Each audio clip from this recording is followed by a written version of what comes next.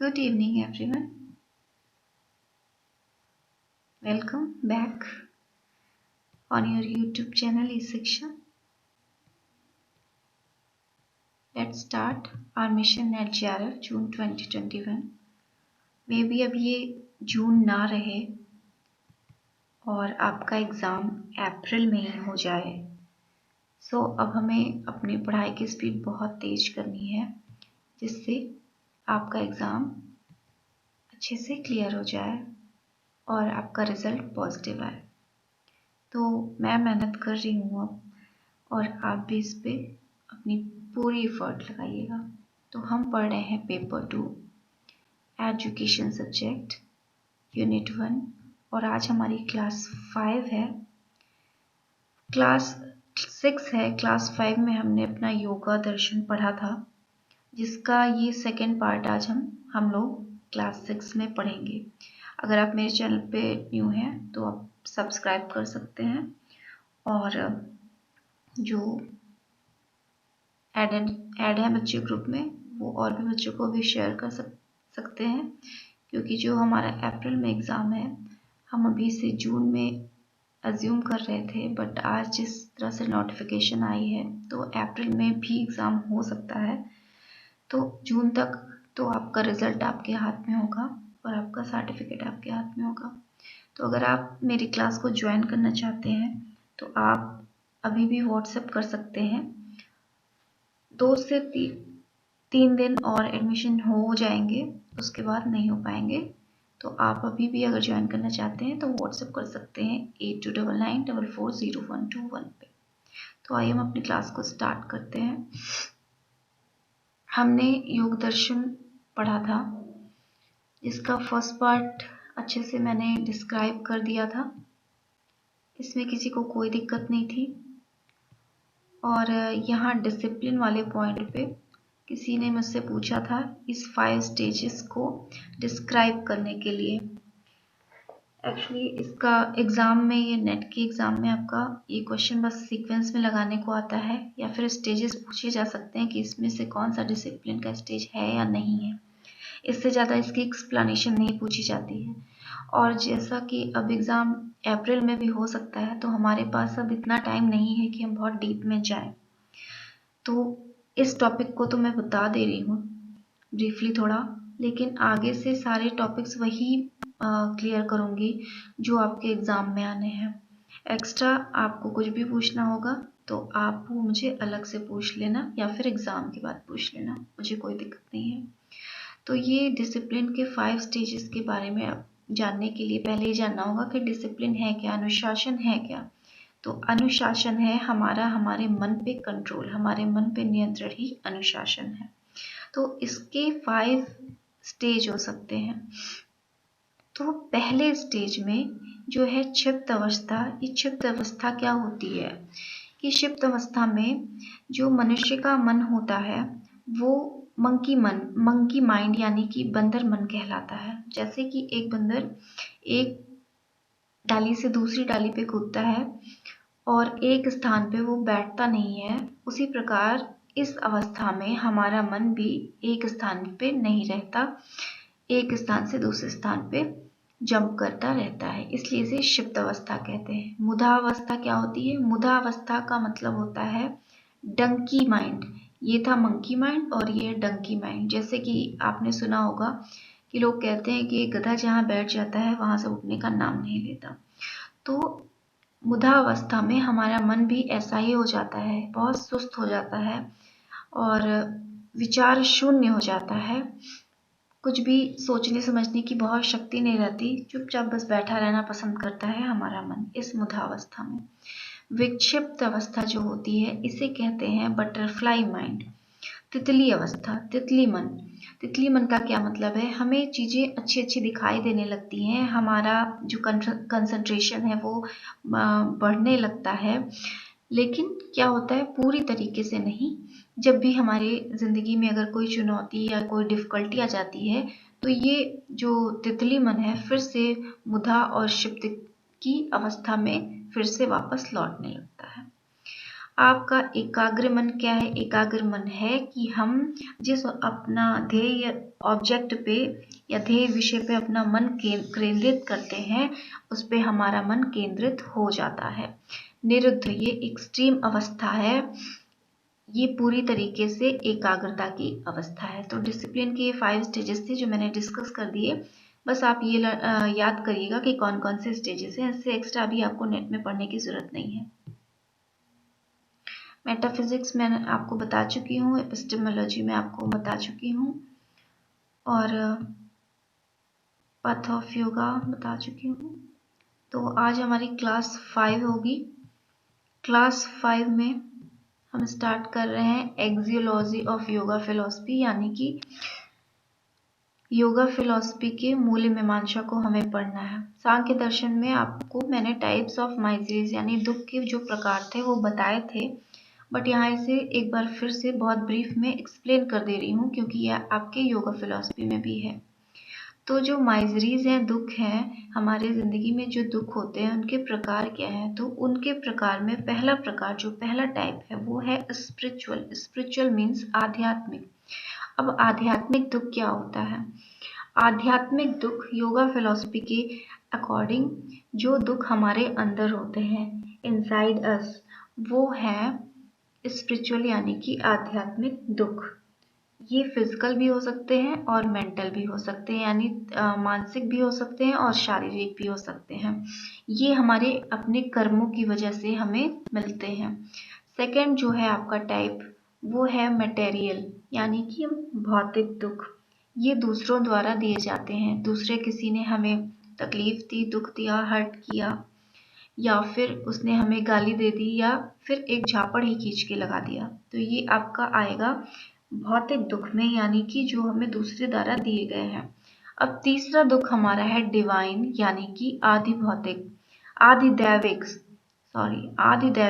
आदिदैविक दुख जो हमें प्रकृति यानी नेचर द्वारा मिलता है, जैसे कि बाढ़ का आ जाना, सूखा पड़ जाना और ओलावृष्टि होना। ये सब चीजें कहाँ आती हैं? आपके डिवाइन यानी आदिदैविक दुखों में। भूकंप आ जाना, ये सब चीजें हैं आदिदैविक दुखों में।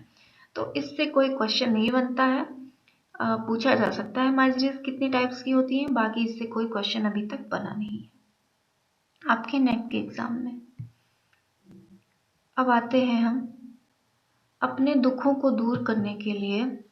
जो हमारे जिंदगी में 3 प्रकार के दुख हैं, उनसे हम निपटने में कैसे सक्षम हो सकते हैं। अब आदिदैविक दुख है, उसे हम रोक तो सकते नहीं है। अगर सूखा पड़ रहा है, बाढ़ आ रही है, इस टाइप की चीज़ों को हम रोक नहीं सकते हैं, लेकिन इस चीज़ के लिए हम अपने आप को प्रिपेयर कैसे कर सकते हैं, यहाँ पे उसकी बात की गई है। तो उसके लिए ज़रूरी है अष्टांग योग मार्ग। हम योग साधना जो है अष्टांग योग मार्ग करके अपने दुखों को सहने की क्षमता प्राप्त कर सकते हैं, या इससे मुक्ति भी प्राप्त कर सकते हैं मोक्ष के द्वारा। इसे 8 फोल्ड पथ ऑफ योग और 8 लिम्स स्टेज भी कहते हैं। ये मैं आपको बता चुकी हूँ सांख्य दर्शन में, लेकिन मैंने सिर्फ आपको वहाँ पे इसके नाम बताए थे। तो ये आपको सीक्वेंस में लगाने को भी आ चुका है कि आप इसे लाइन से लगा देना, यम, नियम, आसन, प्राणायाम, प्रत्याहार, धारणा, ध्यान, समाधि। और एक क्वेश्चन आपका ऐसे आता है कि इसमें आउटर कौन से हैं और इनर कौन से, यानी कि बाहरी और आंतरिक कौन से हैं। तो आपके आंतरिक ये सिर्फ 3 हैं, धारणा, ध्यान और आपका समाधि, और जो आपके बाहरी हैं वो आपके ये 4 हैं, यम, नियम, आसन, प्राणायाम, प्रत्याहार। तो 2 क्वेश्चन आपने देख लिया, इससे ऐसे बनता है। तो आइए थोड़ा सा ब्रीफ में इसे डिस्कस भी कर लेते हैं। वैसे इसे एक्सप्लेनेशन से क्वेश्चन नहीं आता, लेकिन फिर भी मैं थोड़ा सा इसे डिस्कस कर देती हूँ। यम का मतलब हुआ control over mind, speech and deeds. अपने मन, कर्म और वचन पे कंट्रोल यानी नियंत्रण रखना, इसमें यम की कैटेगरी में आता है।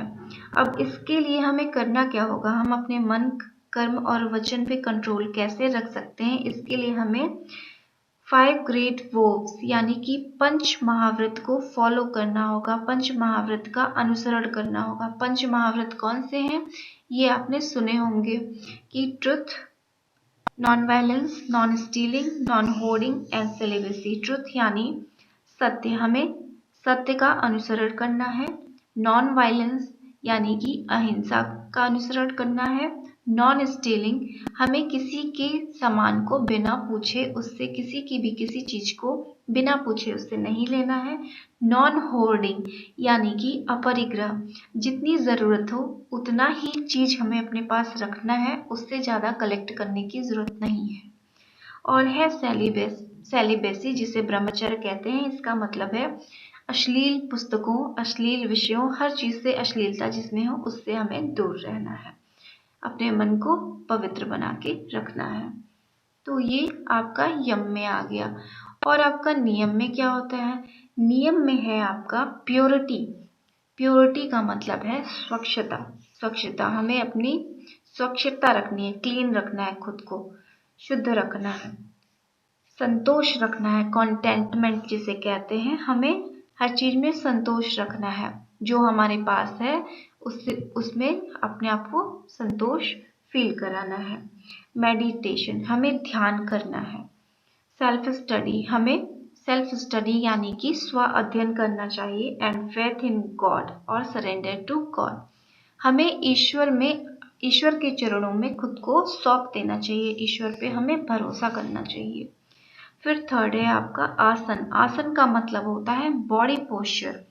हम जिस पोस्चर में बैठ के बहुत लंबे टाइम तक बैठ के प्राणायाम, प्रत्याहार, धारणा, ध्यान और समाधि करते हैं उसे हम आसन कहते हैं। और प्राणायाम क्या होता है? प्राणायाम का मतलब होता है कंट्रोल ओवर ब्रीथिंग। हम अपनी सांसों पे जो कंट्रोल करते हैं उसे हम कहते हैं प्राणायाम। इसके 3 कंपोनेंट होते हैं, आपने इसके 3 कंपोनेंट्स पढ़े होंगे। पहला कंपोनेंट जो है आपका वो है पूरक और ब्रीथ इन। पूरक का मतलब होता है सांस को अंदर की ओर खींचना, ब्रीथ इन। कुंभक, कुंभक का मतलब होता है स्टॉपिंग द ब्रीथ इनसाइड। जो सांस हमने ब्रीथ इन की है, सांस हमने ली है अंदर, उसे अंदर ही रोक के रखना। और उसके बाद हमारा लास्ट स्टेप है रेचक, जिसे कहते हैं रिलीजिंग द ब्रीथ स्लोली। अपनी सांसों को जो हमने अंदर रोक के रखी है उसे रिलीज करना स्लोली स्लोली। प्रत्याहार, प्रत्याहार का मतलब होता है जो बाहरी चीजें हैं, एक्सटर्नल ऑब्जेक्ट हैं, उस पर से अपना ध्यान हटाना। बाहरी चीजें जो हमें आकर्षित कर रही हैं उन सब चीजों से अपने ध्यान को हटाना। धारणा का मतलब होता है कंसंट्रेशन। कंसंट्रेशन, किसी एक चीज पे लंबे टाइम तक अपने माइंड का फोकस बनाए रखना, किसी एक डिजायर्ड ऑब्जेक्ट पे। अब डिजायर्ड ऑब्जेक्ट आपकी अपनी बुक भी हो सकती है जिस पे आप लंबे समय तक अपने ध्यान को बनाए रखें। धारणा, इसका मतलब ध्यान। 7 नंबर ध्यान। ध्यान का मतलब होता है मेडिटेशन। इसका भी मतलब होता है इसमें आपका धारणा में क्या होता है कि आप किसी डिजायर्ड चीज पे अपने कंसंट्रेट कर सकें, ध्यान लगा सकें। और आपका ध्यान क्या होता है, आप इसमें ध्यान की अवस्था में होते हैं, मेडिटेशन करते हैं और ये लॉन्ग ड्यूरेशन तक कर सकें। फिर आपका आता है समाधि। समाधि का मतलब होता है सेल्फ रियलाइजेशन। यहाँ पे हम अपने आप को रियलाइज कर सकें, स्व अनुभव कर सकें। ये सारे स्टेप को जब हम फॉलो कर लेते हैं तब हम इस अवस्था में पहुंचते हैं, समाधि की अवस्था में। ये हम जैसे नॉर्मल लोगों के लिए पॉसिबल नहीं है। समाधि के लिए बहुत इंपॉर्टेंट है चित्त वृत्ति निरोध। अब ये चित्त वृत्ति निरोध क्या होता है उसके बारे में आइए देखते हैं।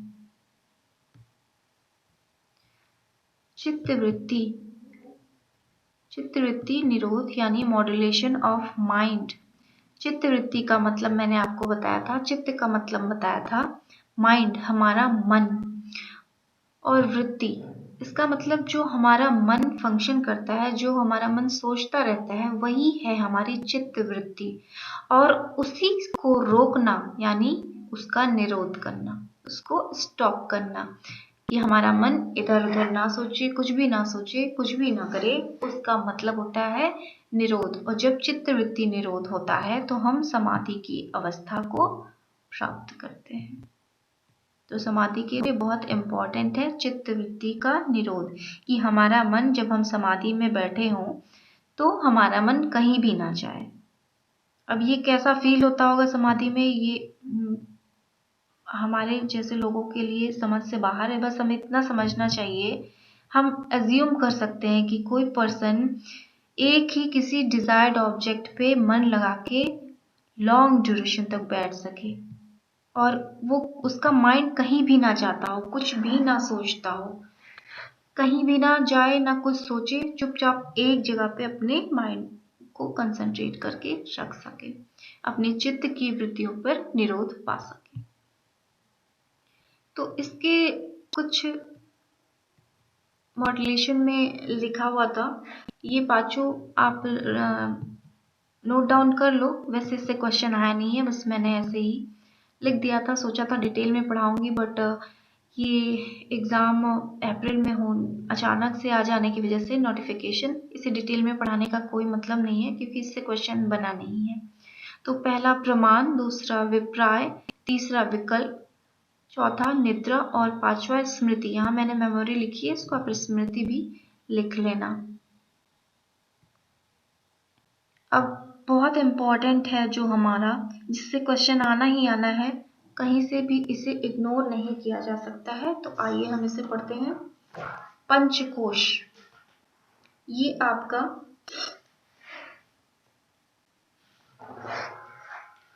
ये पंचकोश जो है आपका, ये वेदांत दर्शन से भी रिलेटेड है, तो ध्यान में रख के चलिएगा। पंचकोश को हम 5 सीथ ऑफ कवरिंग या फिर 5 सीथ ऑफ एग्जिस्टेंस भी कहते हैं। इससे कई टाइप के क्वेश्चन बनते हैं और ये कंपल्सरी है कि इससे क्वेश्चन आता ही आता है। तो पहला टाइप आप देख लीजिए। पहला टाइप ये है कि इसको लाइन से लगाने को आता है। अन्नमय कोश, प्राणमय कोश, मनोमय कोश, विज्ञानमय कोश और आपका आनंदमय कोश। ये आपका एक लाइन से लगाने को आता है। और फिर एक आता है, जैसे मैं आपको कोश समझा दूं पहले।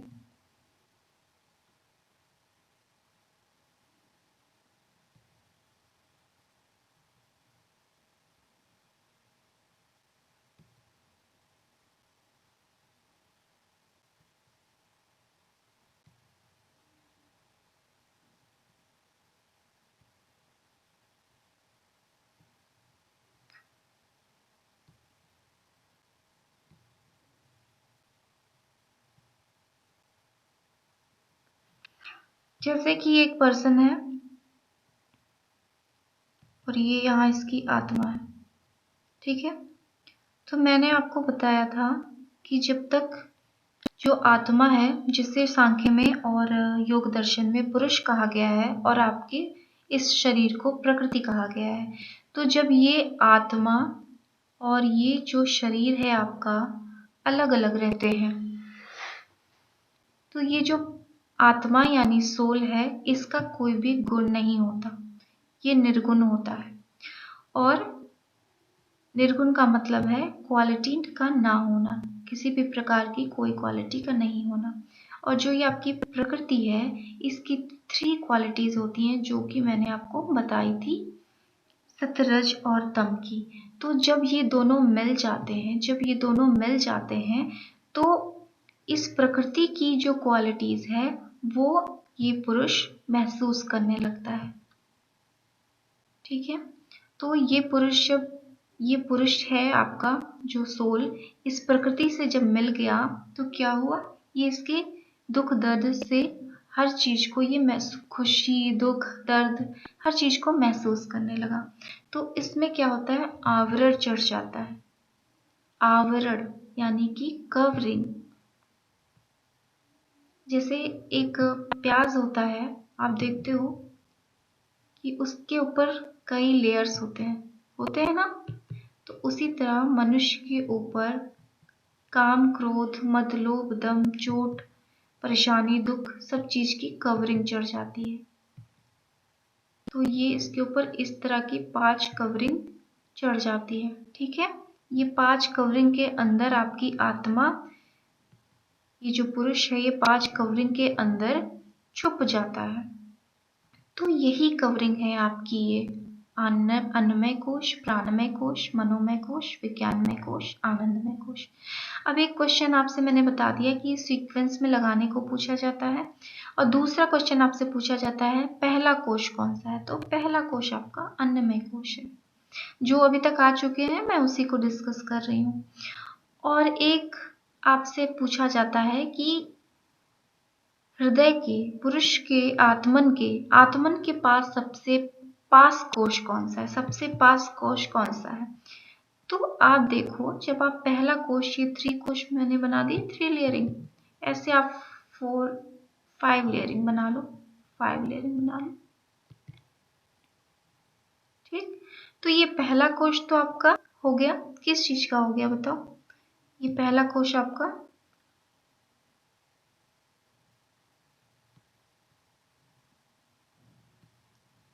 ये पहला कोश आपका अन्नमय कोश हो गया। तो जब ये खत्म होगा तो ये पहला कोश है, फिर दूसरा कोश आपका खत्म होगा, प्राणमय कोश खत्म होगा, तीसरा कोश आपका खत्म होगा, मनोमय कोश खत्म होगा,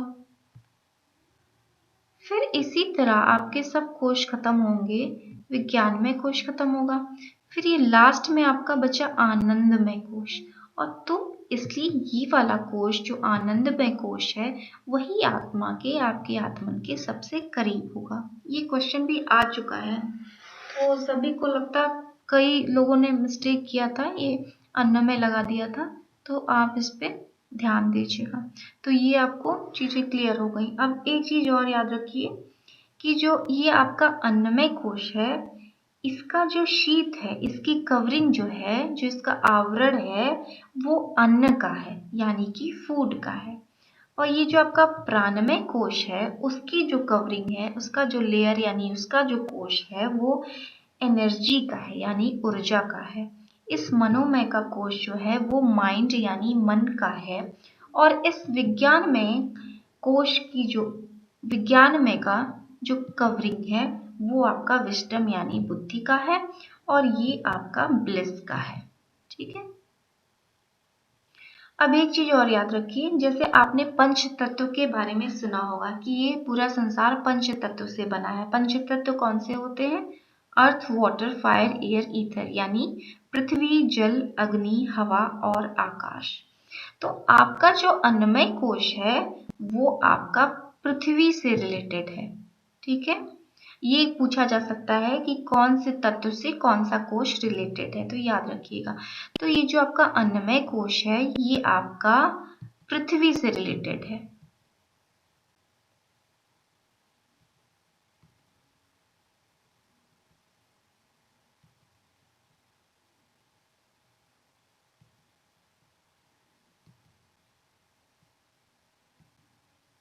और ये जो आपका प्राणमय कोश है, वो जल से रिलेटेड है।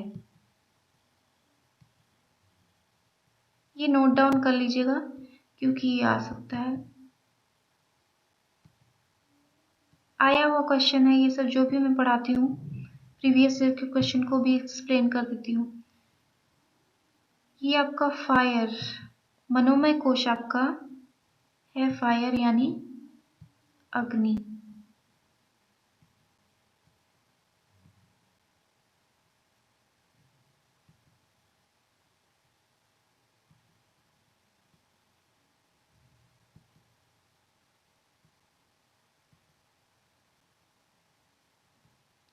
आपका विज्ञान में कोश हवा।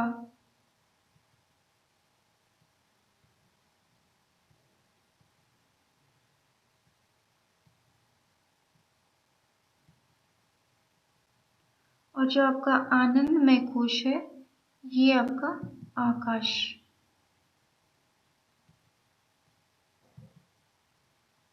इसे मैं नोट करना भूल गई थी।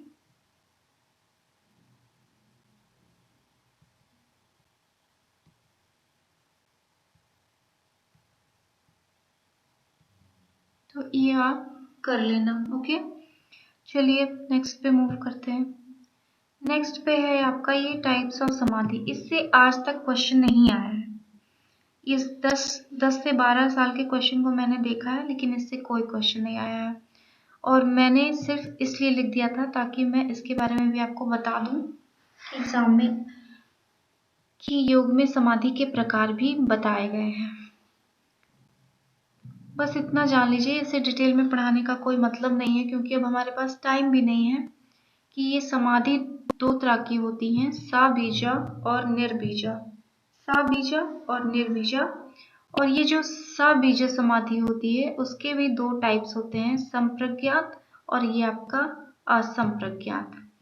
और ये निर्बीजा समाधि जो होती है वो आपकी धर्मेक समाधि होती है। सबीजा का मतलब होता है जैसे कि कोई जिस पे ध्यान आपने केंद्रित किया है, कोई चीज होनी चाहिए। बीज का मतलब जानते हैं ना, सीड। यानी कि जिस पे आपको ध्यान केंद्रित करना है वो कोई ऑब्जेक्ट होना चाहिए, जिसको जैसे आप किसी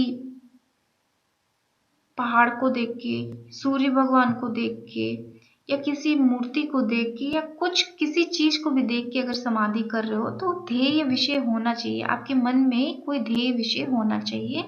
तो ये होती है आपकी सबीजा समाधि। और निर्बीजा समाधि में कोई भी सीड यानी बीज, कोई भी ध्येय विषय नहीं होता है। और ये संप्रज्ञात और ये असंप्रज्ञात। और ये निर्बीजा समाधि आपकी धर्मिक समाधि यानी कैवल्य समाधि की ओर मूव करती है। तो इसमें बस इतना ही। आगे क्लास आपकी अब वेदांत दर्शन की होगी और ज़्यादा से ज़्यादा क्लासेस अब अपलोड की जाएंगी। आप लोग अपनी मेहनत करने को अब एकदम तैयार रहिए। So all the best.